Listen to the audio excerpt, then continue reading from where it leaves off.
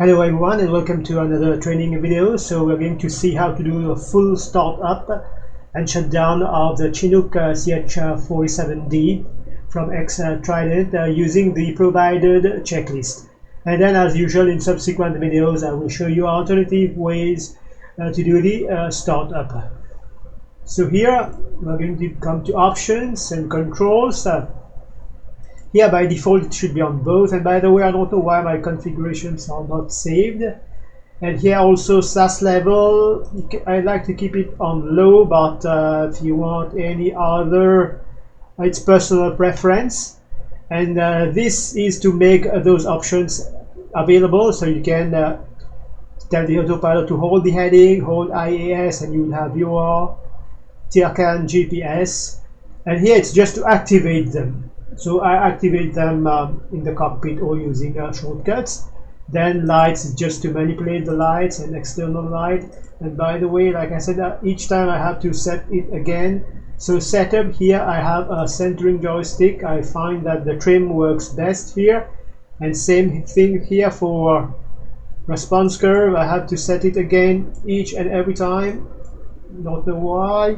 And my collective is reverse because that's the way I like to use it. And by the way, safe mode, in the manual, the way it describes it, it seems to be very useful, but actually when I have safe mode enabled, I can't use the altitude hold. It won't hold. It will climb up and down and up and down and up and down. So the only way is to disable it. But what it's supposed to do is when you have a mode that will use the collective, that will manipulate the collective, when you deactivate that autopilot mode, your physical collective that you have at home, it will be operational only when it matches the one in the helicopter. So because it's not holding the altitude, I disabled it, and it does not seem to do a lot of problems. And doors, it's to open and close the doors, the latches, miscellaneous, same thing here. And we will come here in a moment.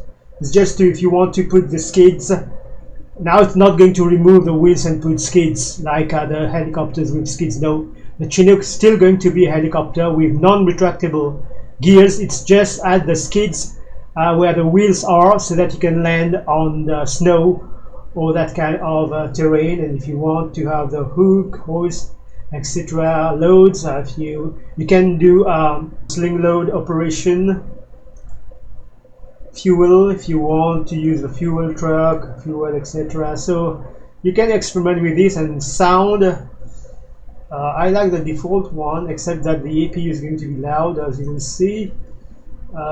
So we'll just decrease it just a little bit. And done. Okay, so now let's go through the checklist. And like I said, in this video I will use the checklist provided when you get the helicopter. And by the way, it's Explain 11. You can also do it in Explain 12. So those are the different checklists that you have. So today we'll be only doing the start up and shut down. So remove before flight, so we just saw where it is. And miscellaneous, and actually I can go to the external view here. Okay, as you can see here, it will remove this one, and then you still have covers up, and there you go. Now you're ready. Let's get back inside the cockpit. So this part is done. EAPS, engine 1 and 2 fan switches off. Actually it tells you off, but at some point you should turn them on, but it does not. So I will follow this checklist, and like I said, in future videos I will show you alternative ways to start this helicopter. So there you are, the fans are off. Pilot light switches as required, external light switches as required. So the pilot light switches are here. I will leave them as they are, and the external light, I will turn on the anti-collision. Co-pilot light switches, he does what he wants. Troop 1 switches, so let me just do it like this. It's going to be here. We will test it after when the helicopter is powered. Okay, but anyway, it's off. wiper switches off. There it is. Fuel control switches. Let's move here. There we go. Crossfield closed. All fuel pump switches off. Refuel ST off. Okay, engine condition level stop. So those are the levels. So they are all on stop. You have ground and then you have flight. And once again, I have key bindings for them. So FedEx switches check as follows. NR 100%. Can you see it from there? No, maybe I will change my view here. There you go. So NR percent, 100%. This one on PRI, already on PRI. And then backup power off, load share on torque. Okay, interior light as required, anti-ice off. So anyway, we're not going to be using anti-ice and all that thing, but there they are. Video heat, anti-ice switches. Okay, cargo hook switches set as follows. There they are. If you need to operate them, this is where you find them. And then hydraulic switches. Okay, so power transfer here. Maybe I should put my view a little bit like this.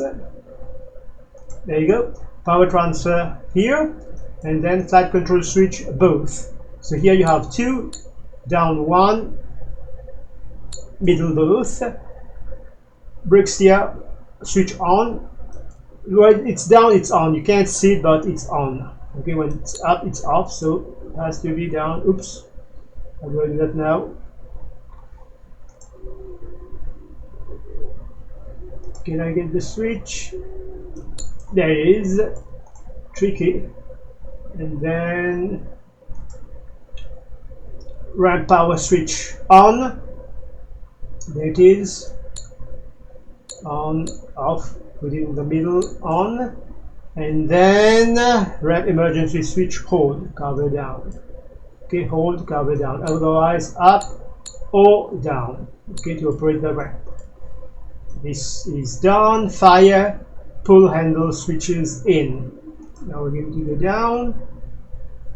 There are the handles in. Just where's the sweet spot?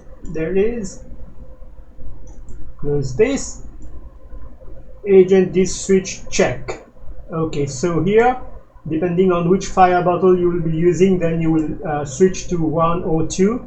But otherwise, it has to be in the middle here. Neither bottle 1 nor bottle 2, middle. Okay. Transmission oil pressure switch scan. Transmission oil temperature switch scan. Okay. The gauges. Let me zoom. You can see. There you are. Oil pressure here. Temperature. Transmission oil pressure, etc. But what it's telling you here is to put the switch on scan. There is transmission oil pressure scan. It's already on scan. You have other options here. You put it on scan. That does not mean you scan your transmission oil pressure gauge like some people were doing. Here also, transmission oil temperature, you put it on scan. Stairs forward, aft, etc. You put it on scan. Don't scan your gauges, that's not what it's telling you. Vertical gyro indicator switches norm. So it's switches. So now I just want to test something. Here it's on norm, and for the copilot too, it's just sitting doing nothing here. But if I switch one, okay, so they are independent. If you switch one, the other stays where it is, but they have to be on norm here. Okay, cyclic trim switch auto. Cyclic trim switch here is on auto already. AFCS system selection switch off. Selects AFCS is here. System selection switch off. Okay, avionics equipment set as required. We don't have power anyway, so later we might turn on a few things. Shrivel switch. I'm sorry, English is not my first language. But anyway, it's this switch here. Okay, lock. This is unlock. This is steer. Okay, so unlock means the rear wheels you can steer. You can turn them, the rear wheels. Steer means only the rear right wheel, I believe. And there is where you lock them. Okay, like this. So page 3 is finished. Battery on. Okay. So now there are a couple of tests that we will do after we have power. Then we will start the APU. So battery on here. It's telling us to do some test here. This one we will do after. Let's do the caution light test. There it is. So let me put like this because there are other things we should be checking too. Warning, for example, here. So all those lights should come on and the warning. So here, there you go, and when you release, okay, they go off. So if you had warnings here, clear them because it will just light them when you do the test. Okay, it lights them, and also as you saw here, all those lights turn on. Why we do this check? In case one of them is not lighting up, it means that it is faulty. So it's corresponding failure, you won't know because the light itself is not coming on. And the the alarm we could do, but we will do all this after when we have power. Let's start the APU first. So APU start as follows. APU switch run for 3 to 5 seconds. So this for you to understand what's going on here. This is the APU switch. It's on off. So where you have that arrow here, it will put it on run, and you would put it on run for 3 to 5 seconds, and then you will have a hand with a pointer. This is where you will be able to start it for 2 seconds. Okay, so here it put it on run. 1, 2, and if you want to put it back to off, you use the arrow. But now it changes to a hand like this, and now you press and hold for 2 seconds. Get the APU starting. Okay, you can release and you will confirm when the light here turns green. There you go. APU is on. Okay, so APU on. Utility system check out. Okay, utility hydraulics is out. No, we have to. I was confusing. We are still here. APU gen switches on, number 1 and 2 off. Okay, so APU gen is this one. These two guys remain off, and I believe power transfer, exactly.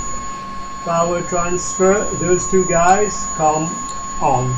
Okay, and now we could do that troop warning test that we omitted. So here. Okay, let's do that. Because otherwise, if you don't have power, the test won't be good. So here for the bell. Okay, and now depending on, for example, red light. Okay, you put in red, and the red one will light up here. So you know at the back, at the right, the red light is on.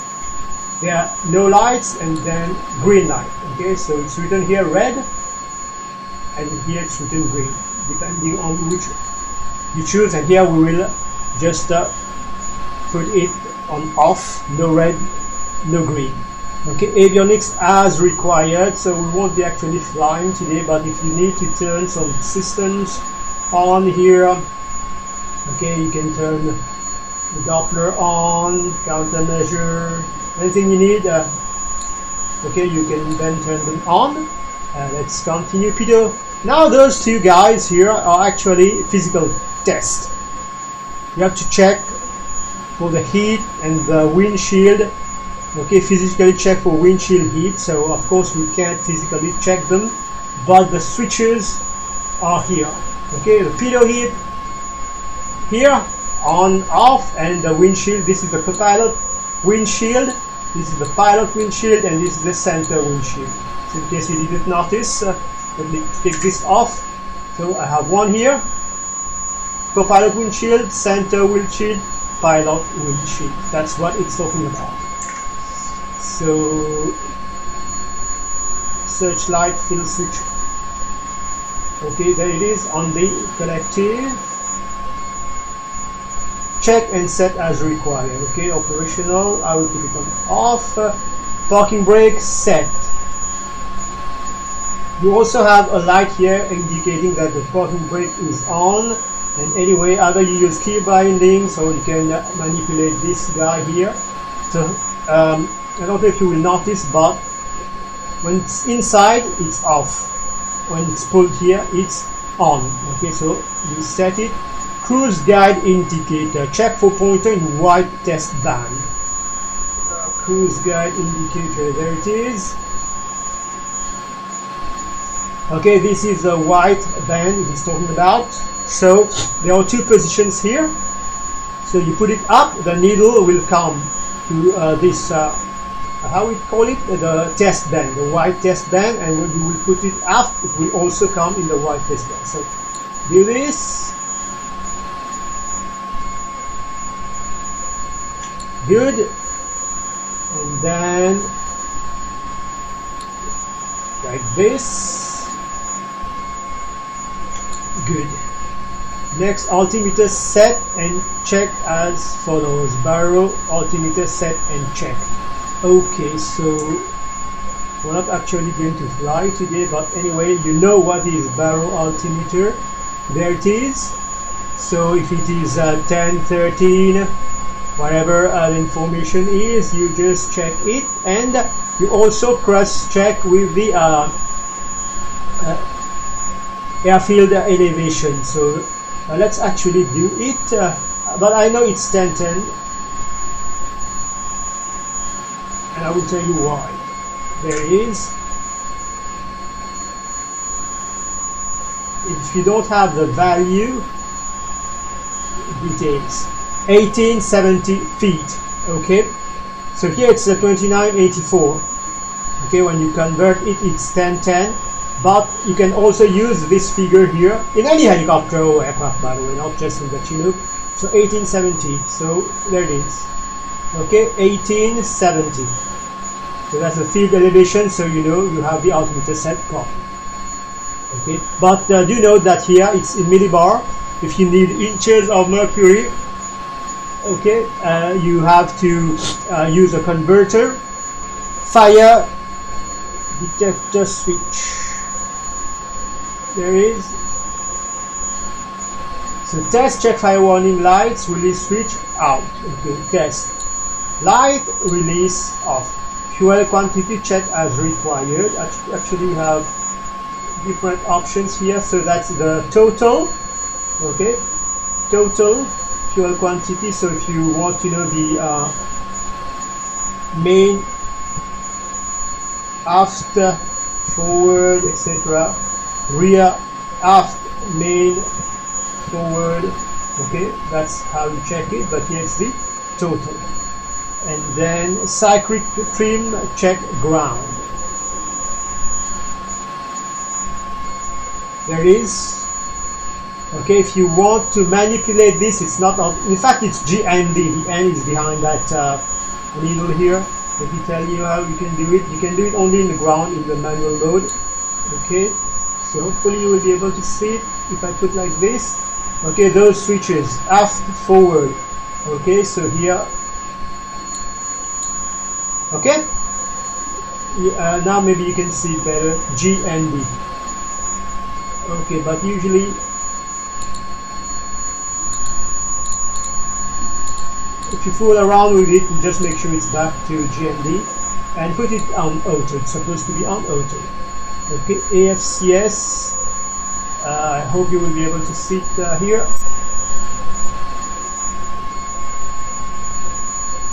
There is. Okay, even if you can't read, this is the light we should be checking because I need to have the switch here. Okay, set individual system and check opposites. So here if I put on 1, 2 should remain on. Okay, one goes off, two remains on. Here both, if I put on two remains off, one comes on, and then off, both comes up. Okay, so this page is finished. Put it back to off, already did. Now flight control hydraulic system switch. Once again, in the simulator it won't do anything, but actually what you do is here, this is the flight control. Okay, you move your cyclic, pedal and collective, and you see if you have like they say here, freedom of movement and all, but here it won't have any effect. So then you put it on 2, okay, and see if you still have freedom of movement, and then you put it on 1, and then you put it back to both. Okay, back to both. And then there we go. Either engine can be started first. So left main fuel pumps. Now I've seen many guys get this wrong. It's the left main fuel pumps that needs to be turned on. I've seen guys turning the auxiliary pumps on. I've seen guys turning all the pumps on. Maybe if I can show you, it's written here. Okay, here, main. Okay, those are auxiliary. Leave them off because there are checks that we need to do. Okay, so here what it's saying is left main fuel pump. So we'll be starting the left engine first. On. Okay, left fuel pressure gauge goes off. So let's check first if it's on. Left fuel pressure gauge is on. So let's bring those two guys on here, and okay, left is gone, right still on because we haven't turned it on. Then crossfeed switch open, check right fuel pressure gauge out. Okay, so here this guy on, then because it's cross feeding, okay, both fuel pressure light off. Okay, engine condition lever ground. That's the engine condition lever. Okay, we're going to put the left one to, if you can see here, stop ground flight. So we're going to put it to ground. Okay, engine instrument. Okay, we have to do the start here, and let me tell you what's gonna happen here. There we go. This is our like it's saying here, N1 indicator. So 50% minimum, but we will release the starter when it reaches 10, and when you see the temperature rising, it's then that I release. So the switch is here. Now I need to be able to then zoom out. So here it's for the engine 1, left engine, like this, and then the arrow on the other side is for engine 2. Now I wish it was at a different spot because of the track IR, I can't stabilize my view, so I have to make sure that I get it right. There it is, and 10, and when this kicks in, I release. There it is. You monitor if anything it's not going as planned. It should stabilize usually between 50 and 60. But minimum 50 here. Check engine oil pressure for 5 psi minimum.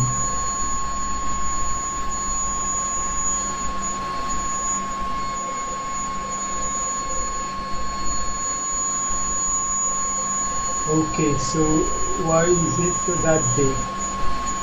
Okay, the engine should actually to go now within 5 seconds. Okay, now start second engine start by applying the same method. Same method means we turn those two guys on. It's like fuel condition lever. There you go, and then just make sure there you go.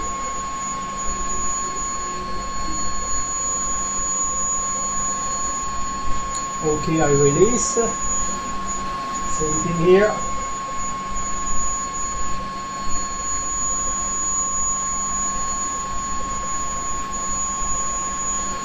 Oil pressure gauge here. So transmission oil pressure gauge here. Engine condition levels. Let it stabilize first.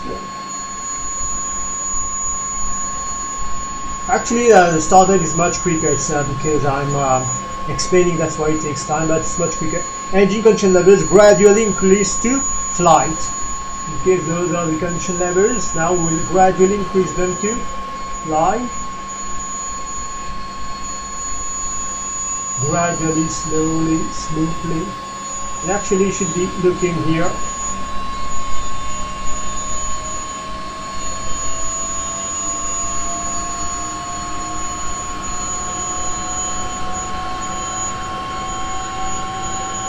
Inside, yeah, they are on flight. After NR is 85% or above, NR is this guy here, 85% or above. It is above. Gens 1 and 2 switches on. These two guys on. APU gen switch off. That's APU gen switch off. Power transfer 1, 2 off. Power transfer 1, 2 off. And then APU switch off. Remember now how to, and you can hear the APU going off and light disappears here. APU switch off. Systems check normal. Transponder standby.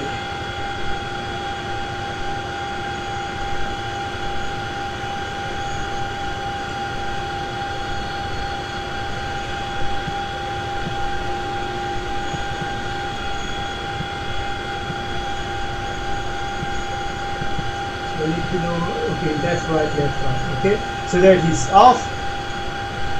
Okay, standby. And then this page is done. Okay, now we are going to be doing that test I was talking about, fuel pump and cross feed check. All fuel pump switches off. Don't worry, the engine is not going to shut down here. We don't have any fuel pump message, okay, so all fuel pump message switches off. These guys off. Okay. Left fuel pump pressure, right fuel pump pressure on. Okay, check left, right pressure comes on. Okay, now left aft main on. Check it goes out. Okay, so left aft main fuel pump. There you go. So left is here, aft is here. Put it on. It disappears. So now we are just going to repeat it for all the switches. So this one off, this one on, disappears, this one off, this one on, disappears. Actually, when you're putting this off, it is appearing at, okay, but we already checked when all four are off, it appears. So that's why I'm just turning them one by one. That's good. Okay, so check above and then check left auxiliary pressure light on the overhead panel comes on if corresponding tank is empty.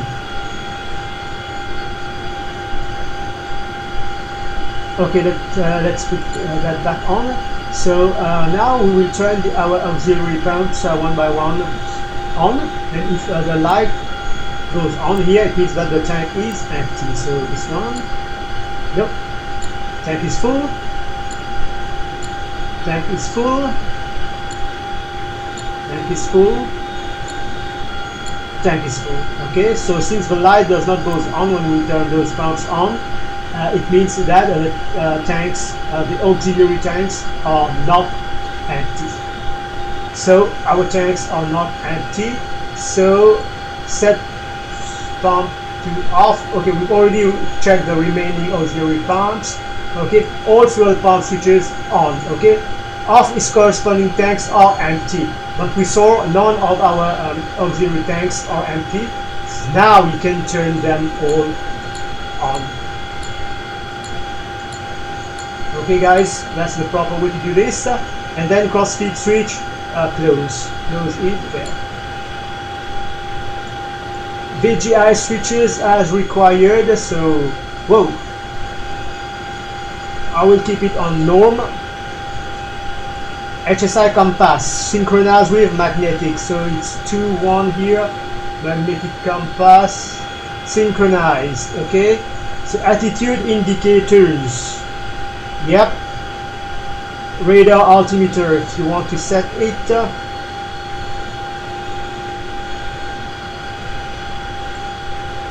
There you have low. This is 100, 200, 500, 1000, 1005. Okay, and this one is for the high. Okay, if you want to set it, and as you can see, it's sitting already at 3 feet AGL. So if you want to set it, then transponder check and set. So you enter the codes.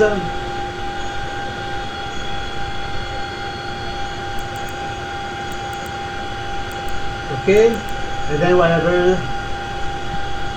Okay, norm.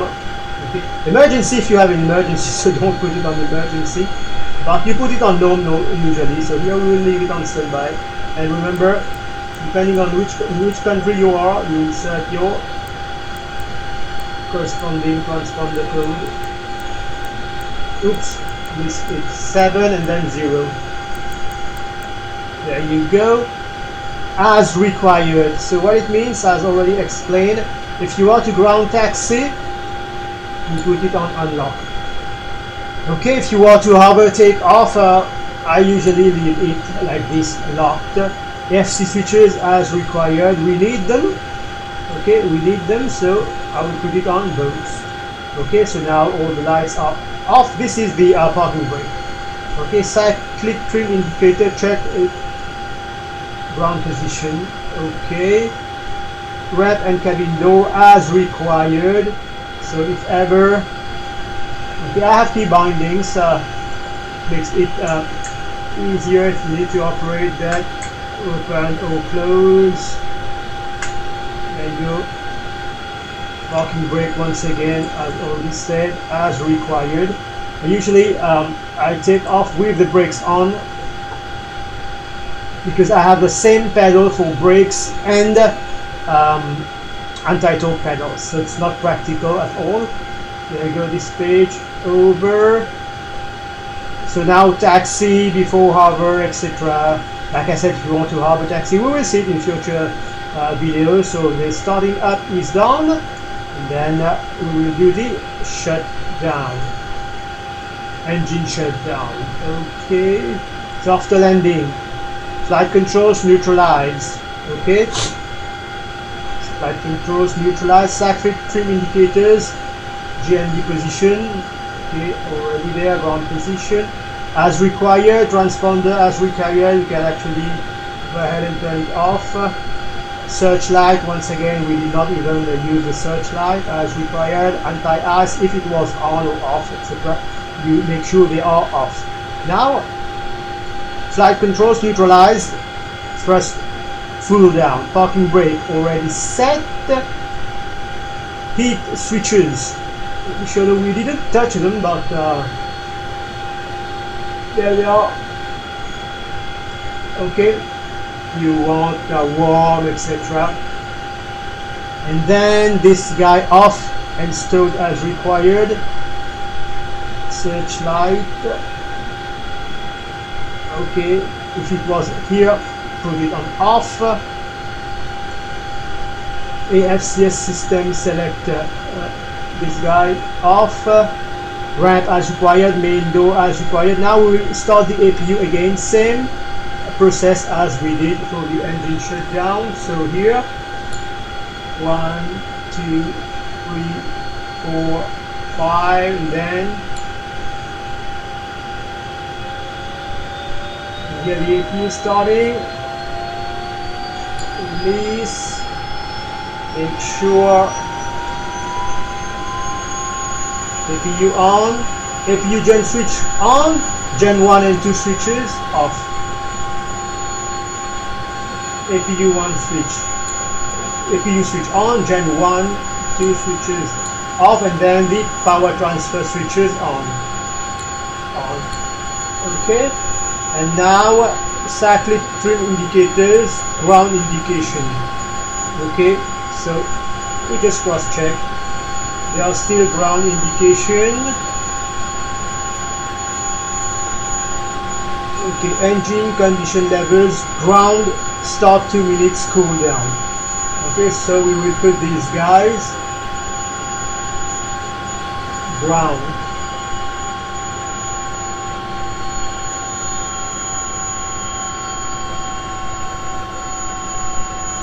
Okay, and we start the 2 minutes cool down, and of course we're not going to wait 2 minutes. And then fuel control switches, cross feed switch close, was already on close, I believe.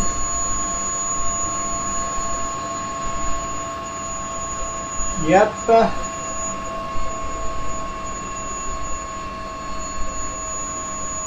Fuel pump switches off.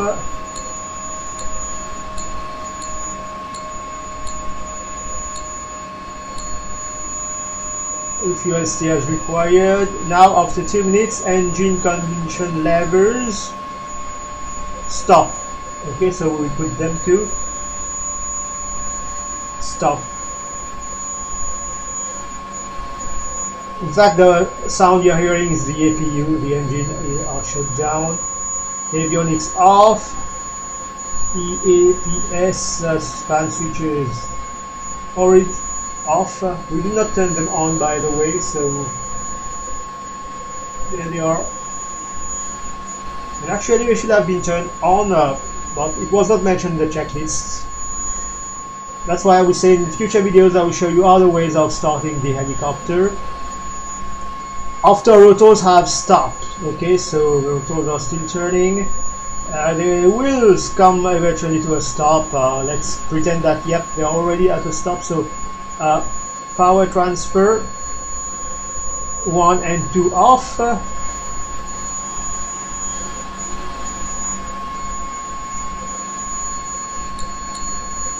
Okay, APU gen switch off, APU switch off.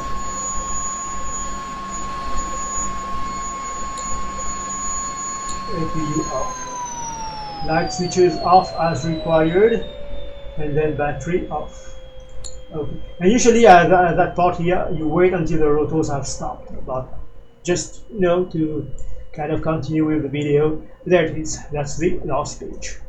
Okay, so this is how you do a complete full start up and shut down following the checklist provided with the helicopter when you purchase it. It's by X-Trident, the Chinook CH-47 for both X-Plane 11 and X-Plane 12, and by the way, this was in X-Plane 11. So I hope you find this video helpful. If you do, please leave a like and subscribe to the channel, and I will see you in another video. Until then, take care. Bye bye.